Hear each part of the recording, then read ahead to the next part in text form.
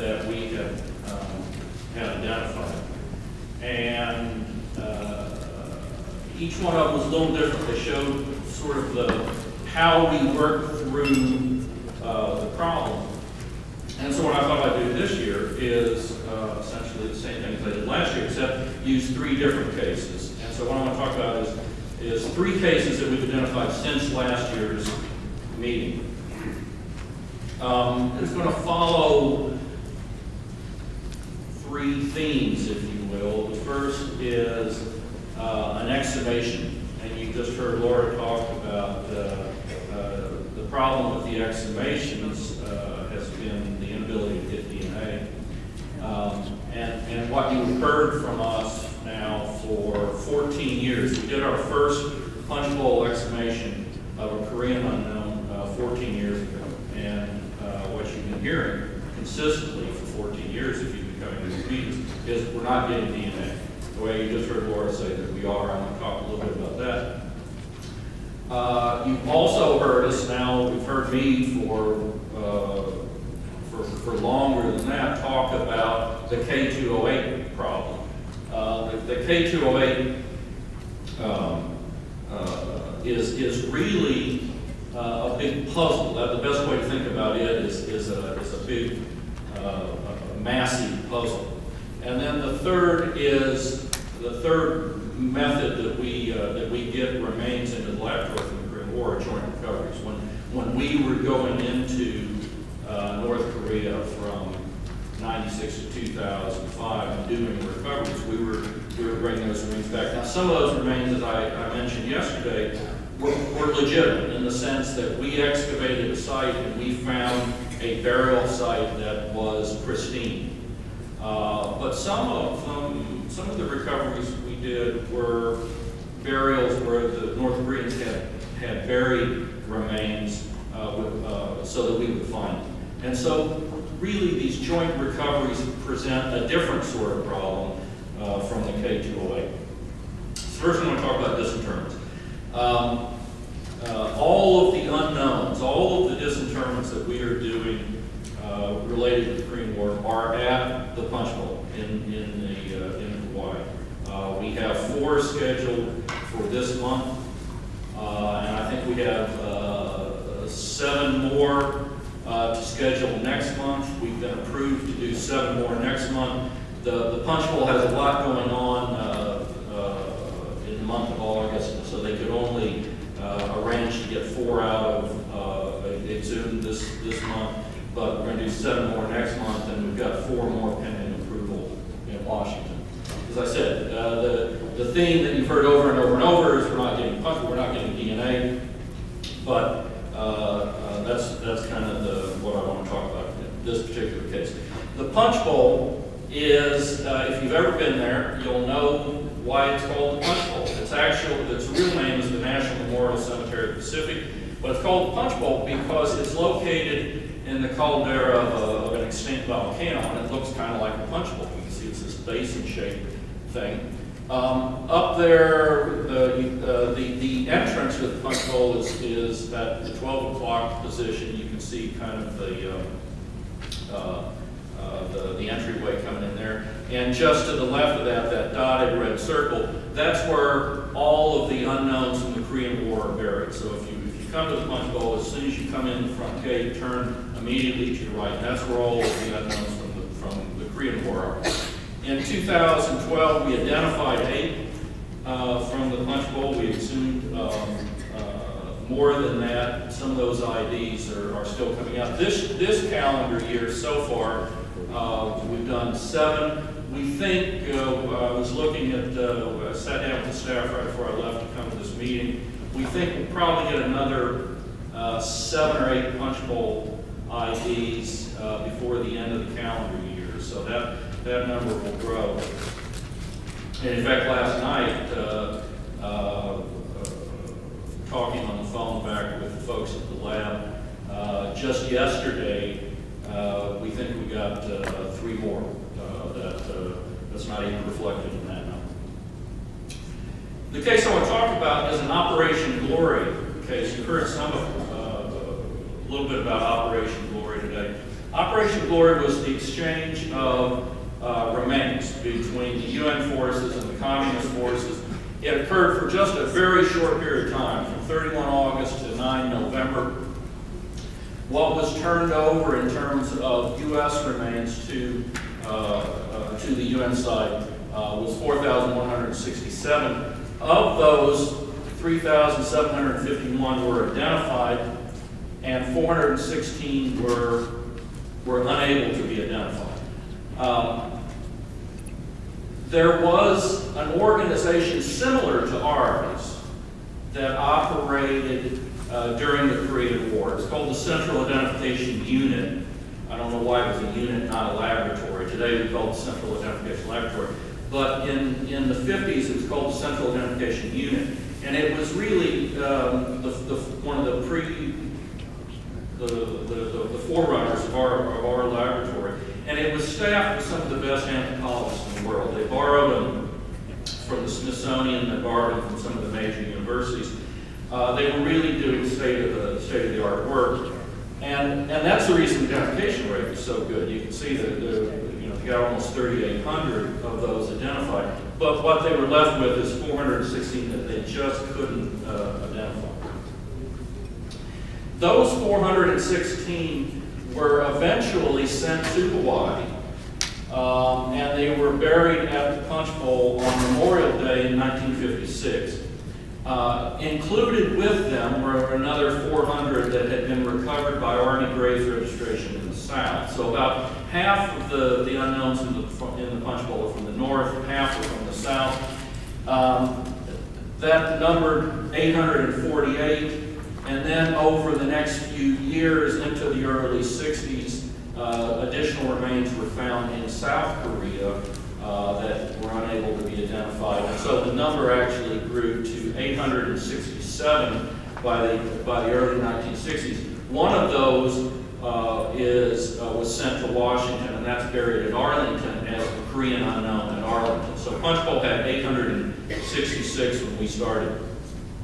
The particular case that I want to talk about is X15890. And Laura was saying that the Armed Forces Medical Examiner gets to work with the X-Files. Well, they don't. JPAC actually works the X-Files. There are real X-Files, and this particular one is X15890. This is what we knew about it at the time. This is one of the unknowns that was buried at the Punch Bowl. It was turned over in September of '54. We know from what the Chinese told us at the time that it was from the Chosin Reservoir, and it was somebody who was lost in late November, December, because that's the time period of the Chosin Reservoir battle. It's believed to be somebody from the 31st Regimental Combat Team, which means it's on the east side of the Chosin. The Marines were on the west side of the Chosin. The 31st Regimental Combat Team, which is Army, was on the east side of the Chosin. These were sent to the CIU, the Central Identification Unit, which operated in Kokura, Japan in 1954.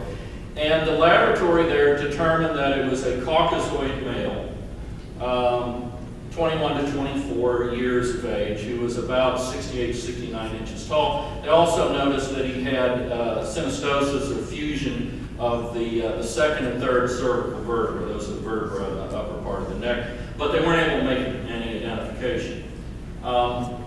It's not surprising when you think about it. Most of the losses in the Korean War were young white males. Not all of them, but the vast majority were young white males. So if all you can say is it's a young white male, 68 to 69 inches tall, which is average height, it's not surprising that they weren't able to make an identification. Of course, this is all pre-DNA days.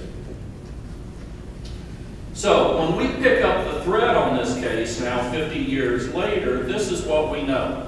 We know there are hundreds of men missing from the east side of the Chosin Reservoir. As I said, most of them were young white males who were of average height. But in this case, what we did is we started, each one of these cases, you have to figure out what you're going to apply first. We've got anthropology, we've got dental, we've got DNA, we've got historical accounts. You have to figure out what you're going to start with, and it changes from case to case. In this case, we started essentially with the dentist looking at the case. The dentist looked at all the dental records from the men on the east side of the Chosin. Actually, they looked at all the dental records, everybody missing in North Korea. And they narrowed it down to 7 possibilities. So one way to think about this is, Laura talked about a colander. That's a good way to think about it. What you're really doing is you're putting these things in a nested set of colanders that have different size holes, and so it sorts as you go down. So we start with the historical account. We're missing hundreds of men from the east side of the Chosin, assuming what the Chinese told us is accurate. And from historical records, the information that they supplied, when they turned over remains in Operation Glory, if they said they came from a location, it was generally accurate. So we start from the proposition that it's an East Chosin loss. There's hundreds of those, but after doing the initial dental scrub, we get it down to 7. So that's great progress already. We then look at, of those 7, based on the dental. Remember, all these lines of evidence are independent. We try to not cross the evidence. We want each piece to be kept separate. Each piece of the puzzle be kept separate, so that you can use the other pieces, the other techniques to essentially confirm your hypothesis, if you will. So the dentist, not factoring in anything else, get it down to 7. The anthropologists say, all right, if you've got it down to 7, now I'm going to apply the biological profile. 20 to 25 years of age, white, 68 to 69 inches tall. Narrowed it down to 3. At that point, the dentist said, well, if these are the only 3 people, based on the dental, we can tell you that one of them is not a good match if these are the 3 possibilities. And we really can say at this point that it's most likely 2 people. So what we've done is we've started with hundreds and we've narrowed it down to 2 individuals. They both happen to be sergeants in the 31st Regimental Combat Team. The problem is, it's still 2 people. How do you take it the next step? Well, not with DNA, not if it's a punch bowl exhumation. We haven't been able to get DNA. So, just to recap, this, what I showed you before was based on the work that had been done at the Central Identification Unit in the 50s. So at this point, we've narrowed it down to 2. We've recommended it to Washington. Washington says, okay, that's a small enough short list that we will approve exhumation. So we exhume the remains, we get them back into the laboratory, and now we reanalyze them. And what we found is we were able to refine the age a little bit.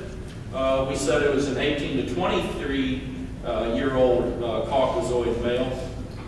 But the stature, we felt that they were a little too precise at the Central Identification Unit. Using the modern models that we have, we actually ended up with a broader stature estimate, 66 to 71.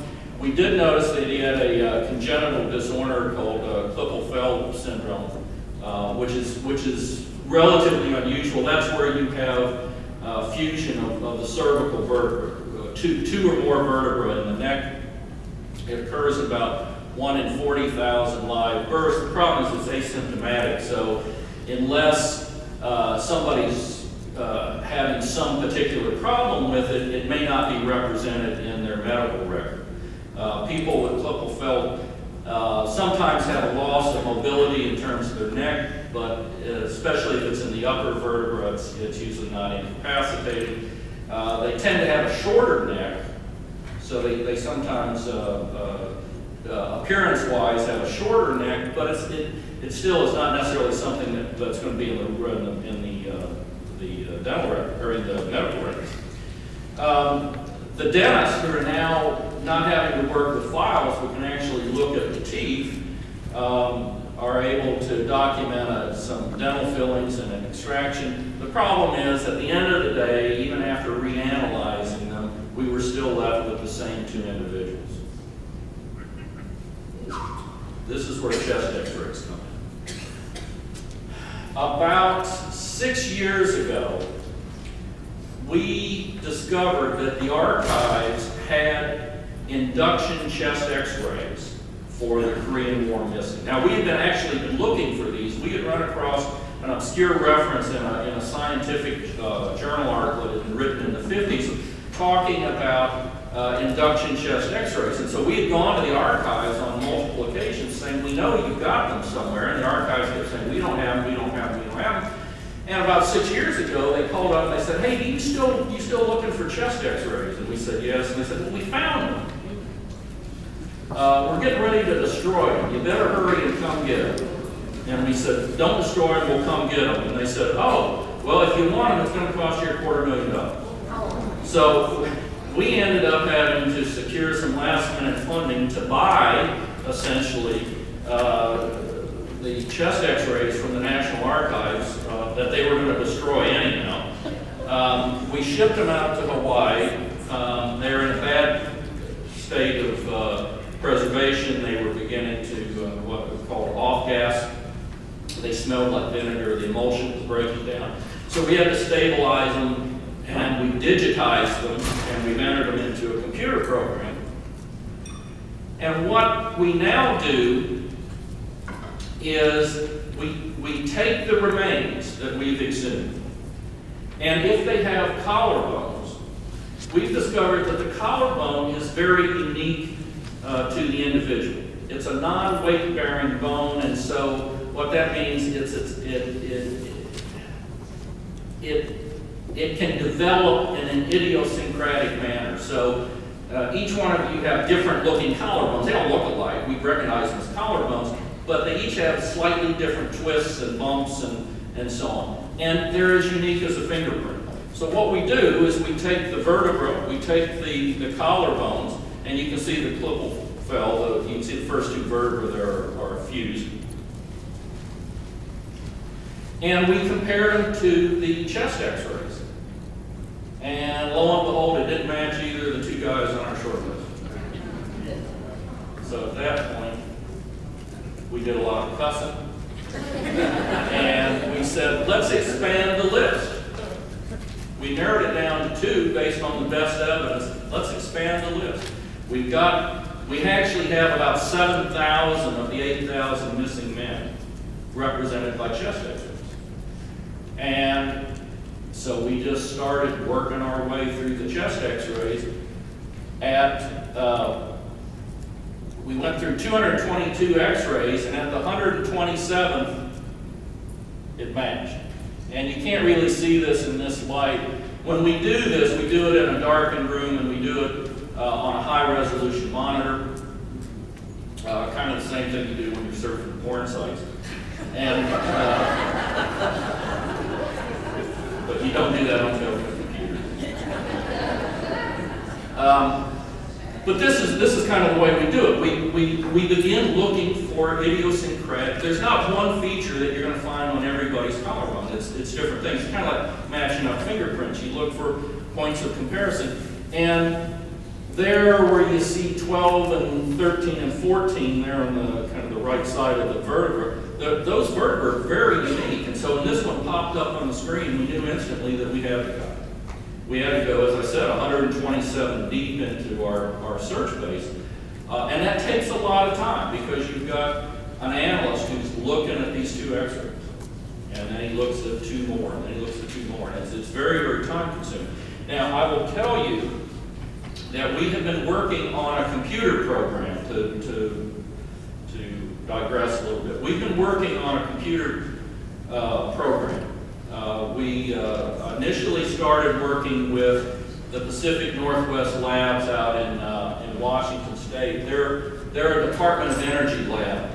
They started, it's the old Hanover nuclear area. The lab dates back to the atomic energy days. But they have been working on facial recognition software for anti-terrorism purposes. They want to be able, when the bad guy's coming through the turnstile at the airport, they want to be able to have the security camera figure out his features and scan a database. And so they said, well, we can adapt this easily so that the clavicles you can X-ray the clavicle you would zoom from the punch bowl, and we can run it against the database, and it'll pop right out. Well, it didn't. We spent a whole lot of time chasing that rabbit down that hole. But what we ended up with is a program that does work. Now, it is not in, we haven't started testing it yet. We still have a few more X-rays to enter into the program. But this is the update from last night. When I was calling back to the laboratory, they said, we've got some good news and bad news for you. And I said, all right.